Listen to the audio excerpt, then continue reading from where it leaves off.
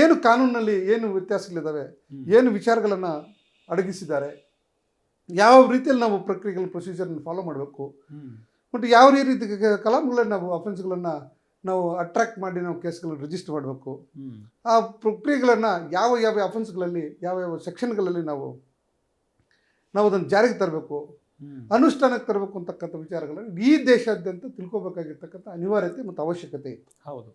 So ಆ ಕಾರಣಕ್ಕಾಗಿ ಒಂದಷ್ಟು 6 ತಿಂಗಳ ಕಾಲ, 7 ತಿಂಗಳ ಕಾಲ, 6 ತಿಂಗಳ ಕಾಲ ಅವಕಾಶವನ್ನು ಕೊಟ್ಟು ಅದನ್ನು ಕೇಂದ್ರ ಸರ್ಕಾರ ಒಂದು ಗೆಜೆಟ್ ನೋಟಿಫಿಕೇಶನ್ ಮಾಡಿ ಜುಲೈ 1ನೇ ತಾರೀಕಿಂದ ಇಂದು ಯಥಾವತ್ತಾಗಿ ಜಾರಿ ತರಬೇಕು ಅಂತಕ್ಕಂಥ ತೀರ್ಮಾನ ತಗೊಂಡು ಗೆಜೆಟ್ ನೋಟಿಫಿಕೇಶನ್ ಮಾಡಿ. ಸಹಜವಾಗಿ ಅನಿಸುತ್ತೆ ಈ ಕಾನೂನುಗಳು ಅದ್ಭುತವಾಗಿದ್ದು, ಅದೇನು ಎರಡು ಮಾತು ಇರಲಿಲ್ಲ.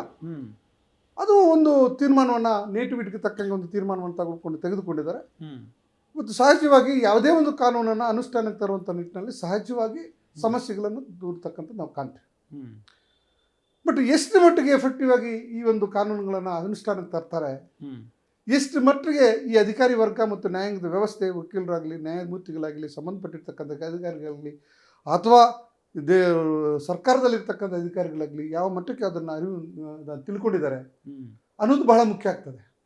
ಅದರ ಜೊತೆಗೆ ನೀವು ಗಮನಿಸ್ಬೋದು, ದೇಶಗಳಲ್ಲಿ ಬೇರೆ ಬೇರೆ ದೇಶಗಳಲ್ಲಿ ಯಾವುದೇ ಕಾನೂನನ್ನು ತರುವಂಥ ಮುಂಚಿತವಾಗಿ ಸಾರ್ವಜನಿಕ ಚರ್ಚೆಗೆ ಬಿಡುವಂಥ ಇದು ಸಹಜವಾಗಿರ್ತದೆ. ದುರದೃಷ್ಟವಶಾತ್ ಇದರಲ್ಲಿ ಸಾರ್ವಜನಿಕ ಚರ್ಚೆಗೆ ಬಿಡಲಿಲ್ಲ. ಹೌದು. ಸಾರ್ವಜನಿಕರ ಬಗ್ಗೆ ಇದು ಅರಿವು ಮೂಡಬೇಕು ಜನಸಾಮಾನ್ಯರಲ್ಲಿ. ಯಾವ್ಯಾವ ಅಫೆನ್ಸ್ ಮಾಡಿದ್ರೆ ಏನೇನು ಶಿಕ್ಷೆ ಇದೆ, ಮತ್ತು ಇದು ಯಾವ ರೀತಿ ಇದನ್ನು ಪ್ರೊಸೀಜರ್ಗಳನ್ನು ಫಾಲೋ ಮಾಡ್ತಾರೆ.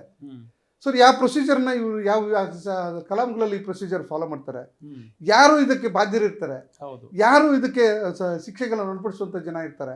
ಸೊ ಇದೆಲ್ಲನೂ ಸಹ ಸಹಜವಾಗಿ ಜನಸಾಮಾನ್ಯರಿಗೆ ಜಾರಿ ತರೋದಕ್ಕಿಂತ ಮುಂಚಿತವಾಗಿ ಇದನ್ನು ಸಾರ್ವಜನಿಕ ಚರ್ಚೆಗೆ ಮತ್ತು ಸರ್ಕಾರನೇ ಇದಕ್ಕೆ ಎನ್ಲೈಟನ್ ಮಾಡಬೇಕಾಯ್ತು, ಅರಿವನ್ನು ಮೂಡಿಸತಕ್ಕಂಥ ಕಾರ್ಯಕ್ರಮವನ್ನು ಸಹ ಮಾಡಬೇಕಾಗಿತ್ತು. ದುರದೃಷ್ಟವಶಾತ್ ಇದನ್ನು ಆಗಲಿಲ್ಲ. ಆದರೂ ಇವತ್ತು ಕಾನೂನುಗಳು ಜಾರಿಗೆ ಬಂದಿವೆ.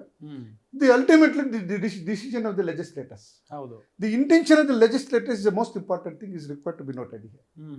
ದಿ ಇಂಟೆನ್ಷನ್ ಏನಿತ್ತು, ಒಂದು ಕಾನೂನುಗಳನ್ನು ಪರಿಣಾಮಕಾರಿಯಾಗಿ ಜನಗಳ ಹಿತದೃಷ್ಟಿಯಿಂದ, ರಾಷ್ಟ್ರದ ಹಿತದೃಷ್ಟಿಯಿಂದ, ಸರ್ಕಾರಗಳ ಹಿತದೃಷ್ಟಿಯಿಂದ ಅನುಷ್ಠಾನಕ್ಕೆ ತರುವಂಥ ಕೆಲಸವನ್ನು ಮಾಡುವಂಥ ಒಂದು ಪ್ರಕ್ರಿಯೆ ಸಹಜವಾಗಿ ಲೆಜಿಸ್ಲೇಟರ್ಸ್ ಮೈಂಡಲ್ಲಿ ಇರಬೇಕಾಗ್ತದೆ. ಇದು ಎಷ್ಟು ಮಟ್ಟಿಗೆ ಜನಸಾಮಾನ್ಯರನ್ನ ರಕ್ಷಣೆ ಮಾಡ್ತದೆ, ಎಷ್ಟು ಮಟ್ಟಿಗೆ ಸಾರ್ವಜನಿಕ ವ್ಯವಸ್ಥೆಯನ್ನು ತಹಬಂದಿಗೆ ತಂದಿಡ್ತದೆ. ಸೊ ಇದನ್ನೆಲ್ಲ ಸಹ ಈ ನಂತರ ನಮ್ಗೆ ಗೊತ್ತಾಗ್ತದೆ. ಸೊ ಯಾಕಂದರೆ ಈಗ ಇರ್ತಕ್ಕಂಥ ಕಾನೂನು, ಹಿಂದೆ ಇರ್ತಕ್ಕಂಥ ಕಾನೂನುಗಳು ಜನಸಾಮಾನ್ಯವಾಗಿ ಸಾಮಾನ್ಯವಾಗಿ ಇಂಥ ನೋಡಿ 302 ಅಂದರೆ ಮಾಡ್ರು, 307 ಅಂದರೆ ಅಟೆಂಪ್ಟ್ ಮಾಡ್ರು, 306 ಅಂದರೆ ಸೂಸೈಡು, ಹೀಗೆ ಸಹಜವಾಗಿ ಜಲವಾಗಿ ಹರಿದಾಡ್ತಿತ್ತು ಮತ್ತು ಅರಿವಿರ್ತಾ ಇತ್ತು. ಸೊ ಈಗಿನ ಕಾನೂನುಗಳಲ್ಲಿ ಅದನ್ನು ಅರಿವು ಮಾಡ್ಕೋಬೇಕು, ತಿಳ್ಕೊಬೇಕಂತ ಸ್ವಲ್ಪ ಟೈಮ್ ಬೀಳ್ತದೆ. ಇವತ್ತು ಸಂದರ್ಭದಲ್ಲಿ ಈಗ ಆಗಿದ್ದಕ್ಕಂಥ ವಿಚಾರಗಳು ಏನೇ ಇರ್ಕೊಳ್ಳಿ, ಮುಂದಿನ ದಿನಗಳಲ್ಲಿ ಕನಿಷ್ಠ ಪಕ್ಷ ಈಗ ನಾವು ಮಾಡಬೇಕಾಗಿರ್ತಕ್ಕಂಥ ಕೆಲಸ ಕಾನೂನುಗಳ ಬಗ್ಗೆ ಅರಿವು ಮೂಡಿಸ್ತಕ್ಕಂಥ ಕೆಲಸ ಆಗಬೇಕು. ಜನಸಾಮಾನ್ಯರಿಗೆ, ಸ್ಟೂಡೆಂಟ್ಸ್ಗೆ, ಮಕ್ಕಳಿಗೆ, ಇವ್ರಿಗೆಲ್ಲನೂ ಸಹ ಈ ಕಾನೂನು ಅರಿವು ಮಾಡಬೇಕು. ಎಷ್ಟೋ ಮಕ್ಕಳು ಇವತ್ತಿನ ದಿವಸ ಸಣ್ಣ ಪುಟ್ಟ ತಪ್ಪುಗಳು ಮಾಡ್ತಾನೆ ಇದ್ದಾರೆ. ಸರ್, ಸಹಜ ಗುಣ, ಮನುಷ್ಯನ ಸಹಜ ಗುಣ ಏನಂದ್ರೆ ತಪ್ಪು ಮಾಡೋದು ಮನುಷ್ಯನ ಸಹಜ ಗುಣ. ಆದರೆ ಅದನ್ನು ರೆಕ್ಟಿಫೈ ಮಾಡ್ತಕ್ಕಂಥ ಬುದ್ಧಿ ಹೇಳ್ತಕ್ಕಂಥದ್ದು ಇದೆಯಲ್ಲ, ಅದು ರಿಫಾರ್ಮೇಟಿವ್ ಆಗಿರ್ಬೇಕು. ರಿಫಾರ್ಮೇಟಿವ್ ಆಗಿರ್ಬೇಕು ಅಂತಕ್ಕಂಥದ್ದು ಸಹಜ ನಮ್ಮ ಸಂಪ್ರದಾಯಗಳು, ನಮ್ಮ ಗ್ರಂಥಗಳು ಎಲ್ಲ ಹೇಳ್ಕೊಂಡ್ ಬಂದಿರ್ತಕ್ಕಂಥದ್ದು.